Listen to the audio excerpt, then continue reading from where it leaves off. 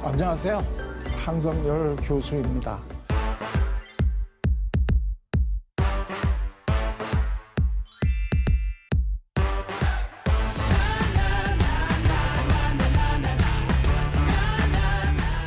지난 시간까지요, 우리가 이제 태어나서부터 쭉 자아가 어떤 과정을 거쳐가지고 성숙해 가는가 하는 거를 이제 그 단계별로 그때그때 주로 사용하는 방어 기제를 우리가 살펴보면서 공부를 해왔는데요. 어때요?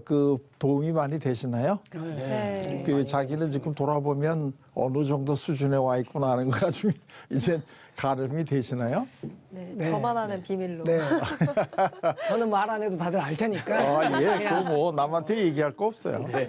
자기 혼자 알고 있으면 되니까. 그리고 대개 또 자기가 알고 있는 게 정확하지 않을 수도 많아요. 네. 그러기 때문에 그냥 내가 그렇구나. 이렇게 지금보다 더 변해갈 수 있구나 하는 그것만 우리가 이제 생각을 해보면 되는데, 우리 성서에 보면 예수님이 다 이루었다 이제 이렇게 얘기하셨는데, 사실 다 우리 인간 중에 다 이룰 수 있는 사람은 없어요. 그렇죠. 항상 그냥 이 표대를 향해서 우리는 그냥 달려가는 것뿐이지 우리는 다 이루었다 이제 이렇게 얘기할 수 있는 사람은 상당히 없죠. 자, 그러나 우리는 끊임없이 오늘보다는 내일 조금 더 성숙한 삶을 살아가려고 노력을 해야 되는데, 그러기 위해서는 다시 한번 이제 우리가 그동안에 배웠던 거를 한번 정리를 해가면서 자아가 도대체가 성숙해 간다는 게 어떤 건가 하는 거를 한번 지금까지 배웠던 걸 다시 한번 정리를 해볼게요. 우선 태어날 때부터 아주 성숙한 이런 성품을 가지고 태어나는 사람은 없죠. 그런 애가 있다 그러면 얼마나 그게 징그럽겠어요. 무섭다. 태어나자마자 부모를 보고 좀 더 성숙해질 수 없을까요? 뭐 이런 식으로 얘기를 한다면 그건 정말 우리가 생각만 해도 그거는 정말 슬픈 일이죠. 그렇기 때문에 어린아이들은 다 어린아이답게 이제 이렇게 태어나가지고 그러나 성숙해 가는 건데, 또 나이가 30, 50이 됐는데도 또 어린애, 초등학교 어린애처럼만 한다 그래도 이것도 좀 문제가 있는 거잖아요. 그러니까 사실은 어떻게 보면 우리가 잘 살다는 거는 그 나이에 맞는 행동들, 그 나이에 맞는 이러한 어떤 인격을 가지고 살아가는 거, 이게 사실 제일 바람직한 이제 이런 거다 이렇게 볼 수가 있는데요. 다시 한번 이제 우리 이 자아라고 하는 거를 중심으로 이걸 이제 그려보게 되면 이 자아가 해결해야 되는 여러 가지 이제 우리 과제가 제일 먼저 오는 게 이제 현실에서 오는 과제가 있고, 그 다음에가 이제 대인 관계가 있고요. 생각났다. 그 다음에가 이제 여기 양심과 그 다음에 우리들의 어떤 기본적인 욕구, 이 네 가지가 이제 우리가 자아가 해결해야 될 어떤 이러한 압력, 요구들이 오는 게 되게 이제 이건데요. 요게 이제 여기 가운데 이렇게 좀 점을 그어서 구분을 한다면 요쪽이 외부 현실이고 요쪽이 내부 현실이 되는 거죠. 자, 이렇게 놓고 보면 제일 어린이다운 게 뭐냐면 현실하고의 관계를 어떻게 잘 맺어가느냐 하는 게 이제 어린아이들의 삶에서 제일 중요한 건데, 맨 첫 번에는 이 나하고 현실하고를 구별을 잘 못하죠. 그렇기 때문에 내가 내적으로 느끼는 나의 현실이 외부 현실인지 내부 현실인지도 모르고 그걸 어떻게 내가 해결해 가야 될지도 잘 모르기 때문에, 이때는 누가 이거를 해결해 줘야 되느냐 하면은 대리자, 그러니까 본인은 어린애들은 못 하잖아요. 어린애들이 내가 배가 고프면 얘네들이 냉장고에 가서 무슨 음식을 찾아 먹는다든가 이런 게 안 되잖아요. 그렇기 때문에 얘네들이 할 수 있는 거는 우는 거밖에 없죠. 그러면 대리자, 어머니가 얘네들에게 시간이 되면 아이고 우리 애기 지금 배가 고프구나 이러면서 이제 우유를 주거나 또는 이제 젖을 물리거나 해가면서 현실에서부터 오는 이 과제를 해결해 나가는데, 이때 대리자가 해주고 본인은 이거를 할 수 없는 삶을 살아가는 사람들을 요걸 우리가 정신병적 방어 기제다 이제 이렇게 부른다고 얘기를 했어요. 그러니까 되게 이런 분들은 사실 우리가 너무나 오해를 많이 하는데 참 두렵거나 우리에게 피해를 주는 분들이라고 생각을 하는데 사실 이분들은 스스로 혼자 힘으로 자기의 삶을 현실적으로 잘 영위해 갈 수가 없는 분들이죠. 그래서 이분들은 누가 도움을 줘야 되는 이제 이런 삶을 살아가는 분들인데 이분들이 가끔 우리가 보기에 공격적인 행동을 한다고 하는 거는 우리를 해치려고 하기보다는 두려운 게 굉장히 강해서 그러니까 이분들을 생각하는 현실은 우리하고 다르단 말이죠. 그래서 우리는 예를 들면 굉장히 그 친근함을 표시하기 하려면 우리는 보통 이렇게 다가가서 손을 내밀고 악수를 하고 이러잖아요. 근데 이분들은 그걸 잘못 오해하면 누가 나한테 다가오는 게 나를 해치려고 오는 거라고 받아들일 수 있고 그래서 지금 굉장히 겁을 내고 있는데 갑자기 그 사람이 나한테 쑥 하고 손을 내민단 말이죠. 이러면 이거는 정말 아주 어려운 게 되는 거죠. 그래가지고 이제 피하거나 아니면 우리에게 공격적인 이런 행동을 할 때 우리는 이 사람들이 나를 또 반대로 이 사람이 나를 해치려고 그런다. 나는 선의로 다가갔는데 이제 이런 식의 갈등들이 자꾸 벌어지는 거지. 사실은 이분들 자체가 우리들을 해치려고 하는 이런 마음보다는 자기 혼자서도 자기의 현실적인 삶 자체를 지금 살아가기도 굉장히 어려운 이제 이런 상태에 있는 분들이다. 근데 이제 이런 분들이 제일 많이 쓰는 게 뭐냐면 이 그 부정, 현실을 부정을 하거나 왜곡을 심하게 하는데 사실 우리가 살아가는 모든 거는 이 부정과 왜곡을 심하게 합니다. 하는데 이분들은 뭐를 하냐면 이 현실을 왜곡한다는 거죠.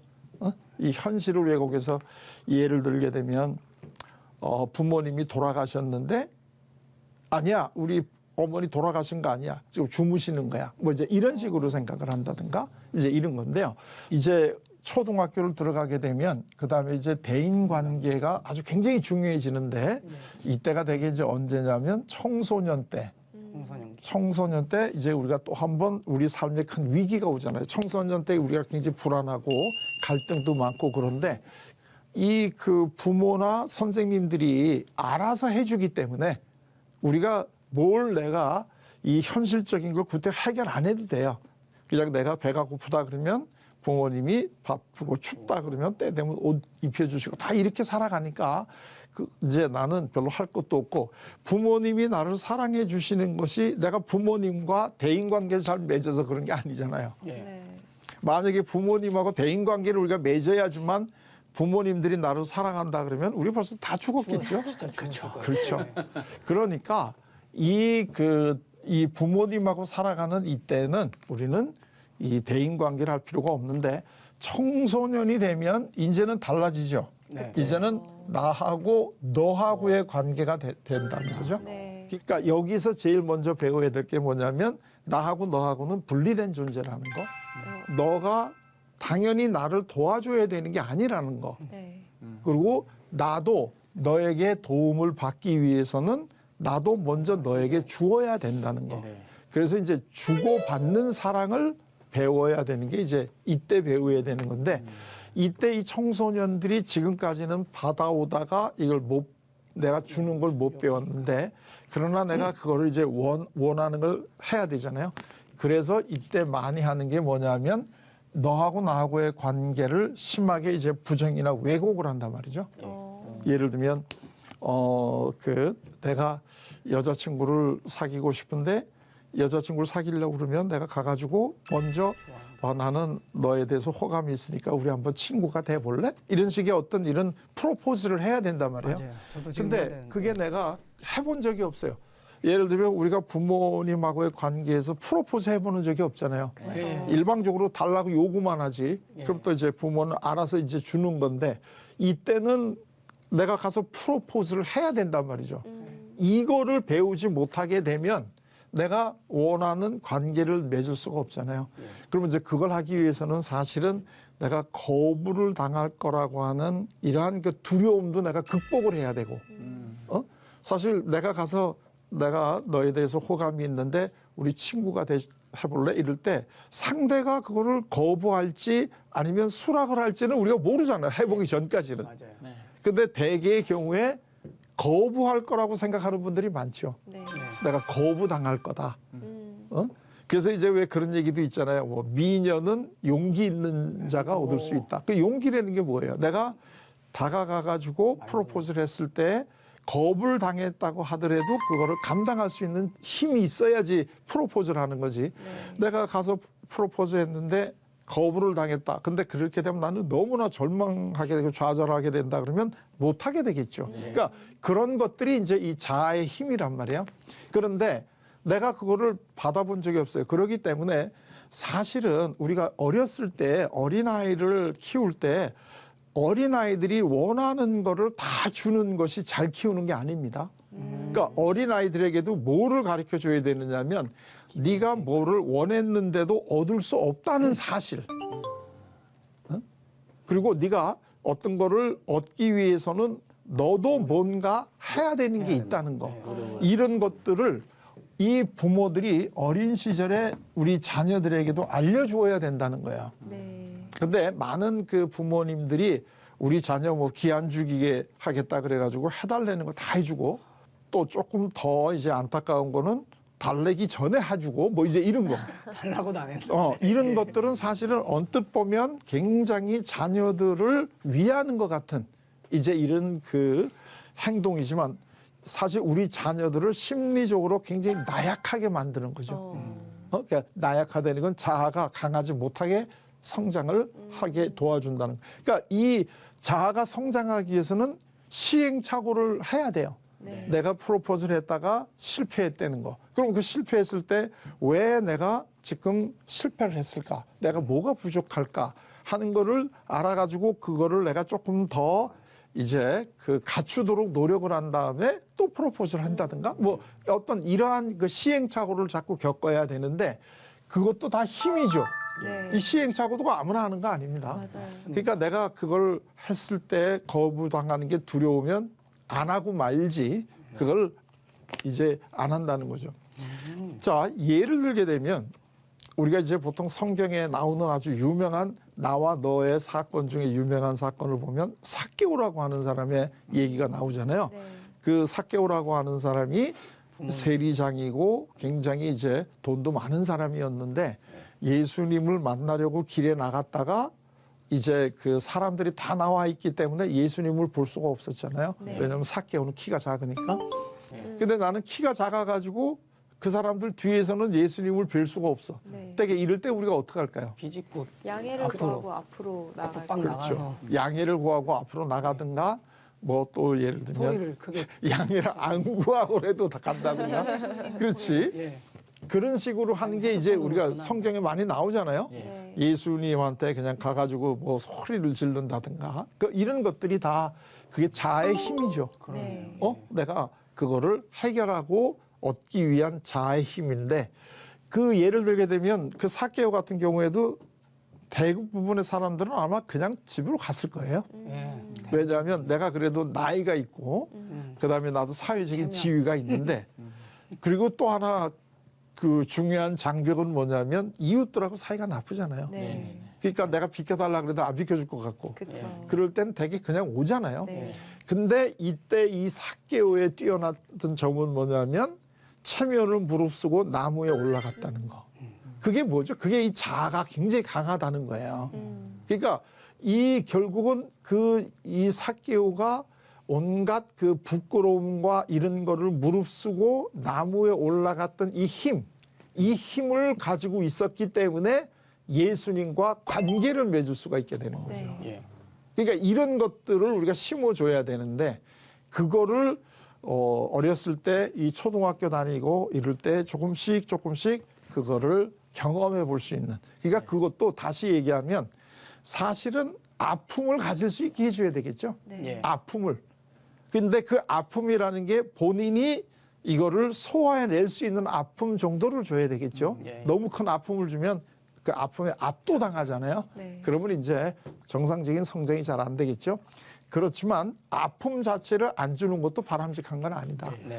그래서 이제 여기서 중요한 거는 나하고 너하고의 분리된 상태에서 이제 이 관계를 맺는데 이 관계가 이제 주고받는 관계 이제 이런 거가 굉장히 바람직하게 될 수 있다. 이제 이런 얘기죠.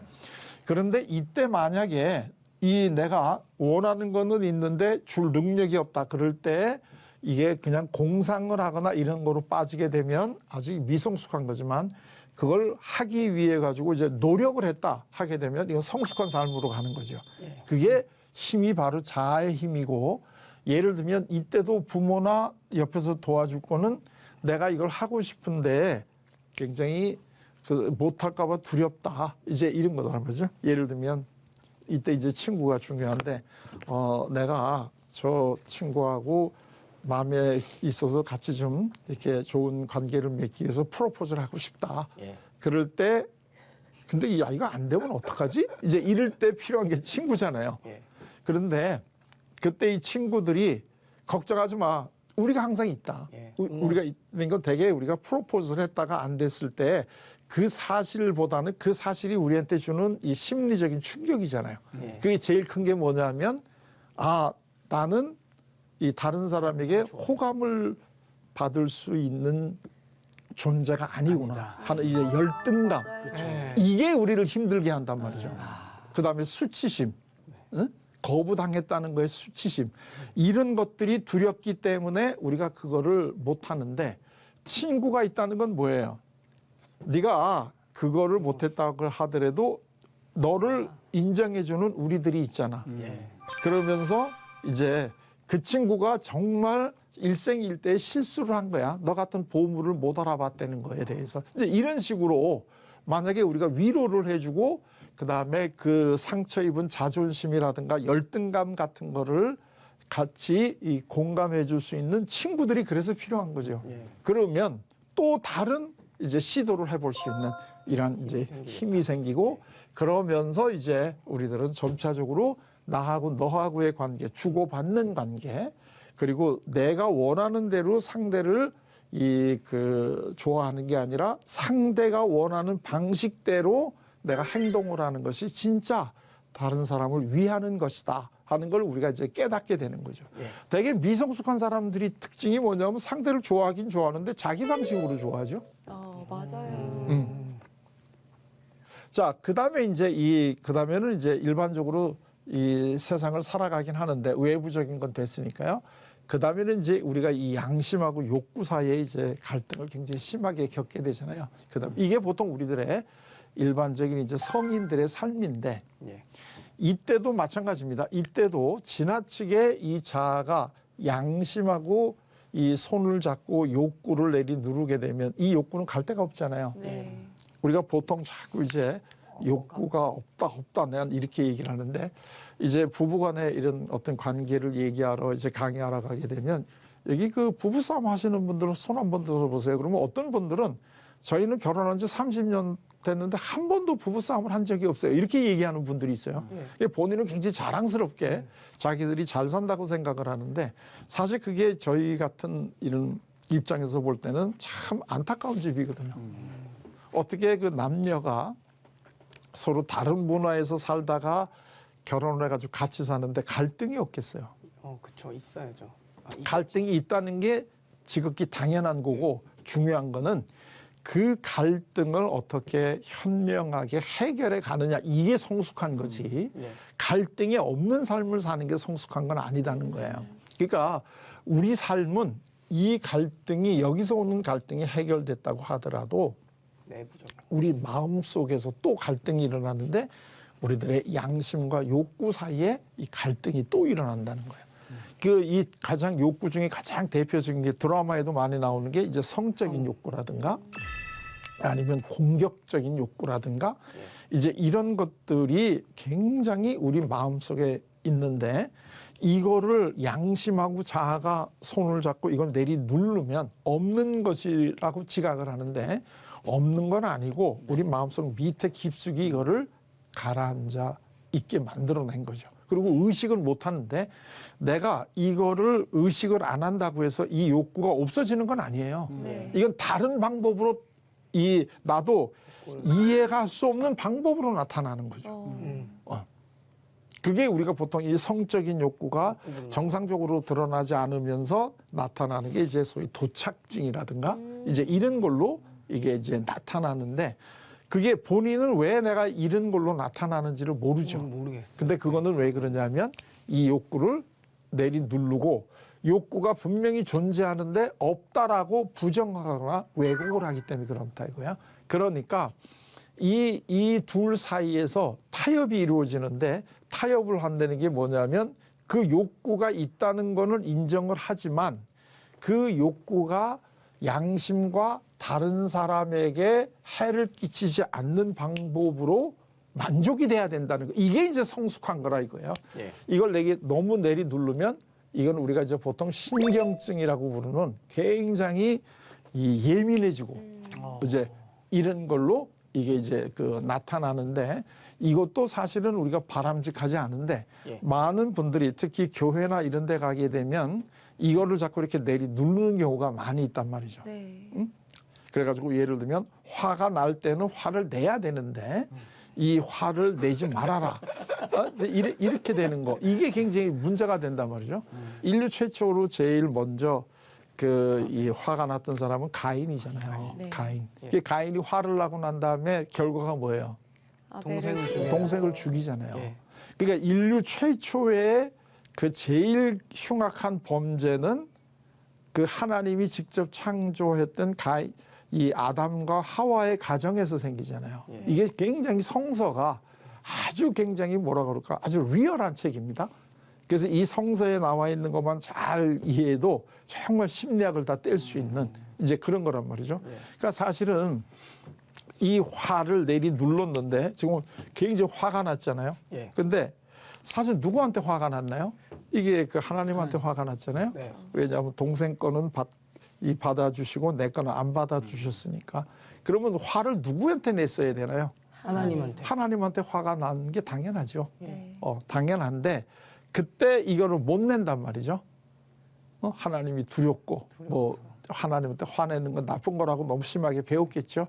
그러면 그거를 참고 있다가 이제 자기 동생을 죽이는 걸로 이게 드러나는데 사실 이런 일들이 요즘은 안 일어나느냐 하면 요즘에 교회 안에서도 또는 우리 가정 안에서도 얼마든지 일어나고 있는 일들이다. 이렇게 얘기할 수 있는 거죠. 부모한테 아버지한테 화냈는데 아버지한테는 얘기 못하니까 뭐 동생한테 이제 그걸 한다든가. 자, 이런 것들이 이것도 우리가 이제는 이 내 무의식이라고 하는 것이 이런 게 있구나 하는 걸 내가 인정을 해야 되는데 그 인정을 하지만 그렇다고 그래가지고 욕구를 그때그때 해결하려는 게 아니라 이 양심과 다른 사람의 관계를 해치지 않는 방식으로 하려는 거예요. 이게 우리가 이제 성숙한 거다.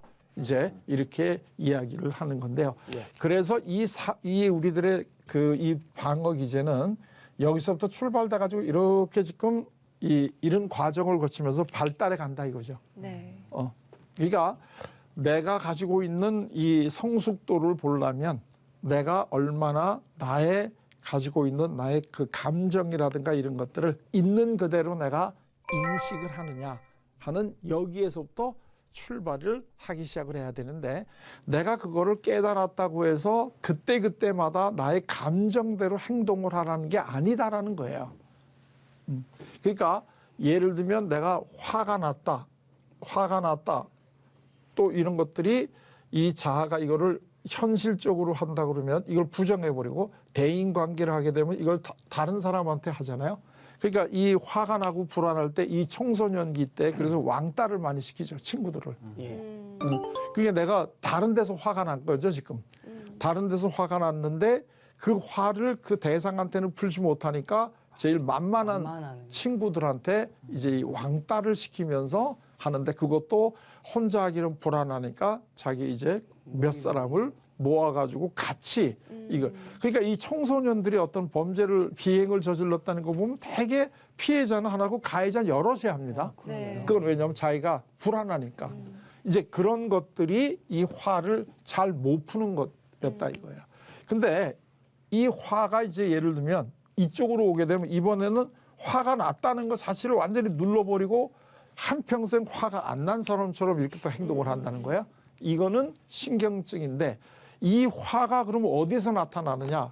예를 들면 아주 이상한 방법으로 또 이상한 사람한테서 나타난다는 거죠.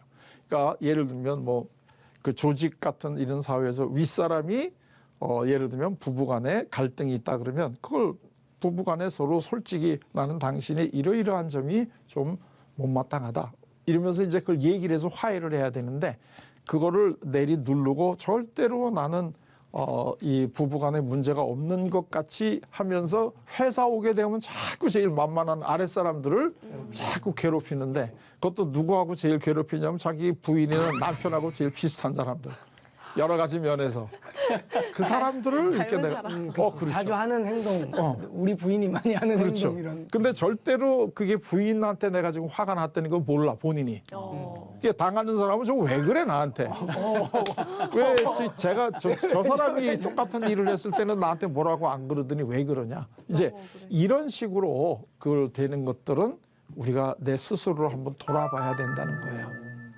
그래서 우리 모두는 다 어린 상태에서 태어나 가지고 이런 과정을 거쳐가면서 성숙해 가는데 이 내가 지금 어디까지 와 있나 내가 지금 제일 힘든 게 뭔가 하는 거 볼 수 있잖아요. 예를 들면 내가 지금 대인관계가 힘들다 하면 아 나는 지금 이 관계에서 지금 뭔가 내가 아직까지도 좀 부족했구나 하는 걸 깨달아야 되고 이 신경증이라고 하는 건 굉장히 예민해지는 거죠. 이유도 없이 내가 지금 굉장히 불안하고 두렵고 이렇게 되면 아 내가 뭔가를 나의 지금 마음 깊은 데다가 지금 이렇게 누르고 있구나. 근데 그 불안하다는 거는 그게 나도 모르게 나올까 봐. 이게 이제 불안한 거죠. 그래서 더 신경 쓰고 있는. 네, 그런데 이게 이제 성숙해진다는 거는 내가 그러한 감정을 가지고 있다 하는 거를 인정을 하는 거죠, 일단. 인정을 하고 그걸 어떻게 사회나 다른 사람과의 관계 속에서 잘 풀어날 것인가 하는 거를 이제 생각해 보는 거. 이게 이제 우리가 성숙한 거다. 이런 얘기죠. 그러니까 내가 성숙하다는 게 내 마음속에 어떤 감정이라든가 이런 것들이 전혀 없다는 걸 의미하는 게 아니에요. 우리가 얼마나 사회적으로 인정해주고 다른 사람과 관계를 해치지 않는 방법으로 그거를 해결할 수 있는가 하는 것이 그게 이제 성숙한 거다. 이렇게 이야기를 할 수 있겠죠. 네. 자, 그러면 또 오늘은 여기까지 하도록 하겠습니다. 고맙습니다. 감사합니다.